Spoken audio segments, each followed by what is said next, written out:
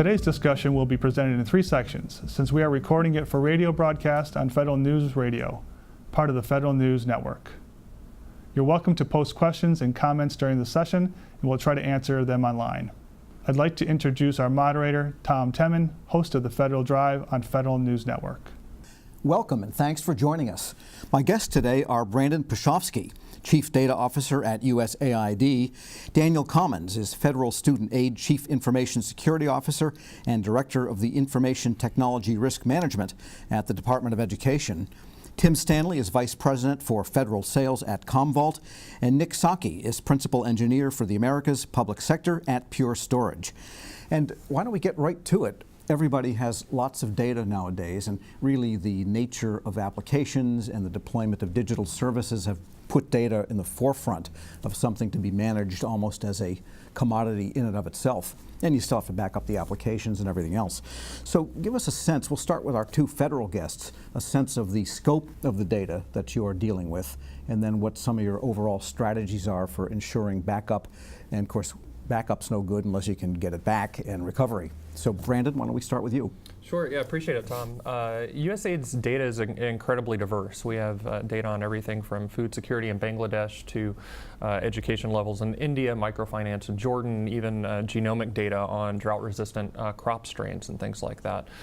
So a lot of data at the very granular level that comes in from the field around the world, and at the same time that data is generated by and large by contractors and grantees, and our first step has really been to ensure that that data comes into the environment. So in 2014, we changed all of our grants, cooperative agreements, and contracts to say, you know what, if you're receiving USAID funding, you need to submit that data back to USAID, and that now comes into a digital repository that we call the Development Data Library. We just launched a new version of that on November 13th at data.usaid.gov. That's hosted entirely in the cloud. But that includes geospatial data, very granular study level data, but then we have sort of the big data, so to speak, the transactional level data from our financial and procurement applications, all of which at this point is hosted entirely in the cloud. And we did a significant migration in 2018 from physical server storage and moved all of that entirely into the cloud at this point. So we're glad to be mostly cloud-based. And so the cloud backs itself up, or what happens? I mean, how do you know that you've got recovery capabilities? Those are all designed into the service level agreements that we have with the vendors to ensure that that's backed up on a regular basis. And in terms of the actual retention schedules, a lot of that, as you well know, is governed by NARA, National Archives Records Administration. So we make sure that our agreements are in compliance with that. Okay, good. And Dan, welcome, and tell us about Education Department, also kind of a widely diverse agency. It is extremely diverse. My concentration has been the federal student aid side of the house, where our primary mission has been to provide those funds out to the students, to provide the educational opportunities for them across the board. So if you look at that volume of that data and the type of data, you're seeing mainly financial data, as well as all the personal information. An example is in 2018, we were able to award $120 million to students to go to school. That represented almost 13 million students. If you take a look at that data sets, that's 13 million information of PII, your personal information. Multiply that by the student, their parents' information is on those forms as well. Maybe they have a spouse, and pretty quickly you can see the volume extrapolates very high. If you look across the full portfolio, we're talking about a $1.5 trillion portfolio here. 43 million active users in that portfolio that is shared not only within the department for our activities to actually institute the award process, but schools. We have 6,000 schools we partner with that access that data for the students that are attending there, so they can actually send that money out to the kids to use. Add that to the servicers, the folks that take care of the loans after the student's completed and during the payoff period. If you look across that entire portfolio, we have to keep most of that data, in some cases going back to NARA rules, 30 years. So the data problem is immense. Similar to my partner over there, the federal requirements dictate how we do the backups currently and how long we retain them and how we dispose of that information. As FSA has envisioned or re-envisioned what our operations and developed a concept called Next Generation FSA, at the keystone of which is the Next Generation Financial Services. That umbrella process that we've defined is going to change our business processes to become more efficient. It's going to change our technology stack as well to modernize everything across the board. We've already started some of those activities. My Student Aid was the first mobile endeavor we have done. We released that originally last year in a pilot phase. This summer we released it so the students could actually use that to do their FAFSA applications for the first time in that mobile environment. Because as we're aware, and I think we'll talk a little bit more about mobile as we go through here, today folks live and die by the mobile devices. So many activities happen on those mobile devices. Hopefully live. Hopefully live, exactly. So we've had to look very hard at not only how we develop those particular applications, but the end-to-end process for it, which leads to where do we end up with that data? Where do we store that data? And what do we do and protect that data? Being a cybersecurity person, most of my concern is around that data. We have 70 information systems that access that data, produce that data, or house that data in some form. So it's a very large problem for us that we grapple with every day. We are planning under the Next Generation Financial Services a full redesign of our data platforms, going to more of a unified approach, looking at options on how we can optimize the data, reduce that storage requirements overall, and then be able to access and provide the content that our students are asking for, our administrators at the schools are asking for, our parents are asking for, as well as the massive amount of reporting we need to do to the outside agencies such as Congress.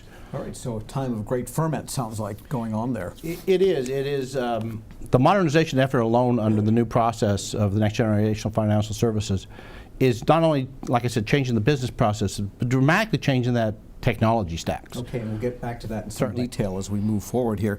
Tim Stanley of Commvault, what do you see across the government in terms of how they're dealing with data storage? Yeah, absolutely. And Tom, thanks for having us today. So I think what we hear from our customers quite often is they're looking for strategy, looking for a data management platform strategy, and how they can take the data, the massive amounts of data that they're pulling from their field or from the organization, and where is the appropriate place to store that data? Where do we keep the warm data? Where do we keep that cold data? And then once we have that data under protection, how do I do more with that data? How do I get more? How do I drive more innovation out of that data that I currently have under protection today? So we see our customers asking more and more about what can I do with the data that I have under protection, and how do I, much like Daniel just said, is how do we reduce that storage footprint? How do we, minimize the duplicity of the data? How do I get at the data that is the source of truth? So we're helping customers put together that data platform, the data management strategy to access the data that they have today and make more use of it. Yeah, a lot of issues there, especially that duplicity, because that can really balloon your storage without giving you more value. Absolutely. All right, and Nick, you're a solid state storage. Should people worry about what type of disk their data is on? Well, I think that as we've seen the tremendous explosion in data growth over the past 10 years in particular, we've recognized that while networks have gotten faster, servers have gotten faster, storage has really been lagging in terms of modernization. What I'm hearing across all fronts is a desire to have a consolidated capability for servicing data, and that's really what a storage array does, as well as reducing size, weight, power, cooling, data center floor space, and overall performance.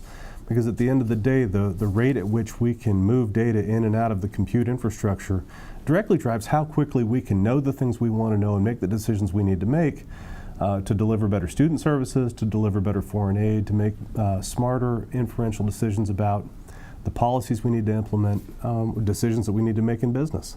So really, since storage is where the rubber meets the road, as it were, where the data meets the enterprise, my company has really stepped back and said this really isn't about managing infrastructure, it is about managing data.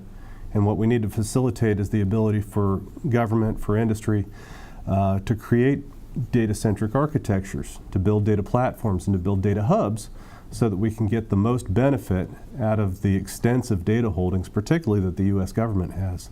And one of the things that's often lost on people is that the U.S. government has been collecting digital data for as long as there have been computers. So they have a tremendous head start on most other enterprises and consequently significantly larger data holdings.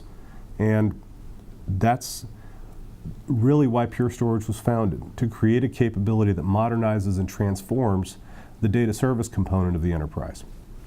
You know, I'm thinking of something you said to the warm and cold idea, which in some sense is an old concept. There was, you know, level 1, 2, 3 storage. Right. And at one time it was okay if it took maybe hours to recover from some kind of a mechanical or optical storage robotic system. You know, you didn't really need the data that quickly. But I'm thinking in the era of person-centered case management, such as you might see at education, and digital services, where there are multiple data sources being accessed to deliver a data service. What are the implications there for how much of that storage is hot versus just warm? And can any of it ever be cold at some point? How do you work on that issue, Brandon? Yeah. You know, we certainly do make a distinction between certain flavors of data, so to speak. You know, your financial transactional data, particularly at the end of the fiscal year, becomes extremely important to keep hot.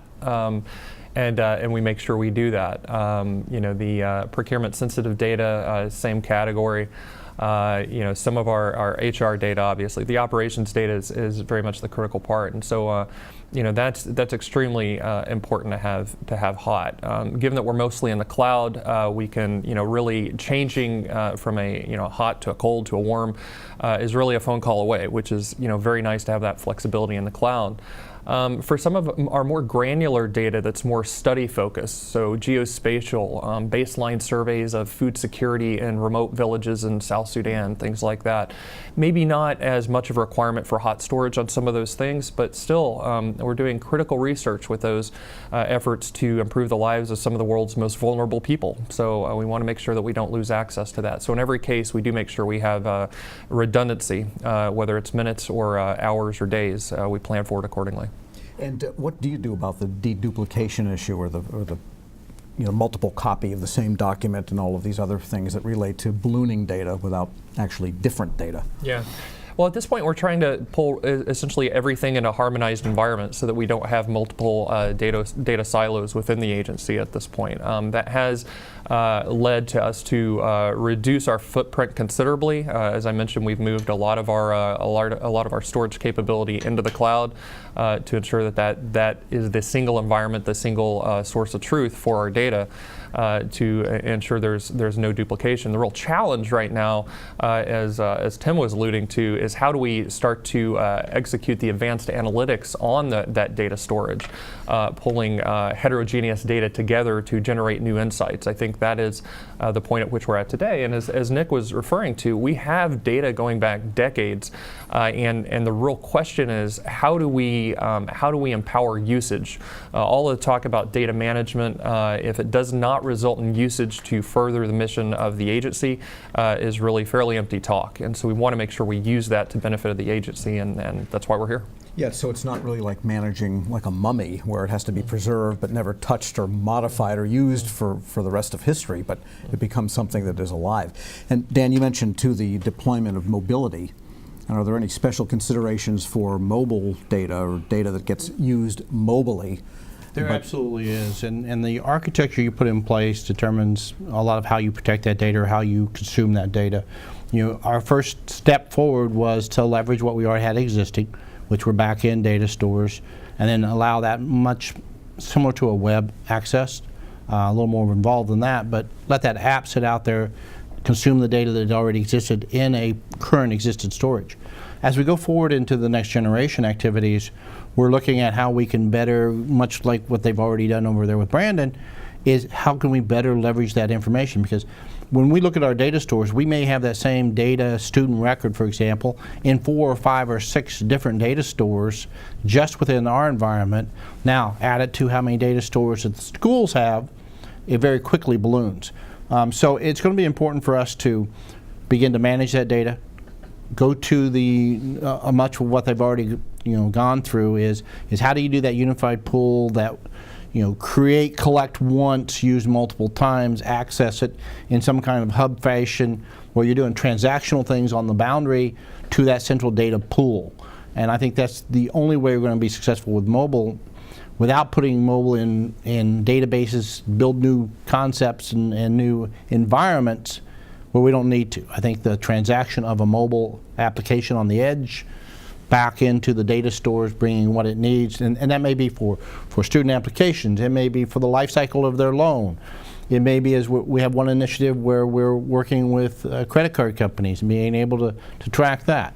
We have an initiative where the loan servicers that are servicing the payback of the loan, a student can go and pull up on their mobile device, here's how much I owe. Oh, and by the way, here's some options where I could make my financing easier, I can make my payments more acceptable, et cetera.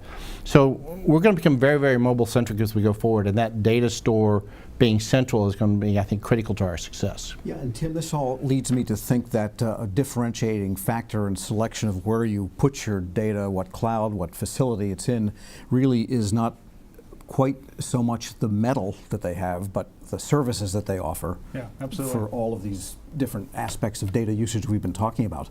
Yep, absolutely. So what we hear oftentimes from a lot of our customers is they want to avoid that vendor lock, right? So we want to put our data out in the cloud. We want to put our data on different tiers, whether it's archiving data or whether it's the warm data that we spoke about. So providing that platform to move your data to a cloud platform without being locked into that particular vendor, moving it between clouds, on cloud on-prem, a customer, or to a cloud provider, has been a significant conversations that we're having with our customers. And how do you do that? How do you do that with one enterprise platform? How do you do that being able to manage your mobile data that Dan spoke about? How do you do that managing all of the tiers of warm data or cold data and move that off to a cloud, which hopefully shrinks your operating expenses, right? So it's extremely hot topic with all of our customers. All right, and we're going to get more on that topic. But right now, we're going to take a short break. This discussion is Government Data, Protecting the Backbone of Innovation, sponsored by Commvault and Pure Storage, here on Federal News Radio, part of the Federal News Network.